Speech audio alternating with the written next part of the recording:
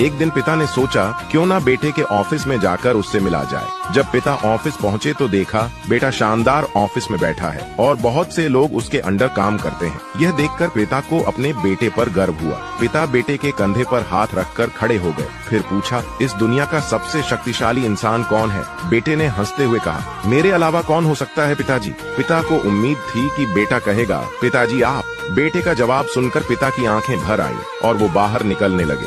दरवाजे पर फिर पूछा, एक बार फिर बताओ, इस दुनिया का सबसे शक्तिशाली इंसान कौन है? बेटे ने इस बार कहा, पिताजी आप। पिता ने आश्चर्य से पूछा, अभी तो तुम खुद को सबसे शक्तिशाली बता रहे थे। बेटे ने हंसते हुए कहा, पिताजी उस समय आपका हाथ मेरे कंधे पर था। जिस पुत्र के कंधे पर पिता का हाथ हो वह तो दुनिया का सबसे शक्तिशाली इंसान होगा ना। बेटे की बात सुनकर पिता की आंखें भर आईं। सच कहते हैं जिसके कंधे पर पिता का हाथ होता है वह दुनिया का सबसे शक्तिशाली इंसान होता है। दोस्तों, अपने पिता के लिए एक हार्ट तो बनता है।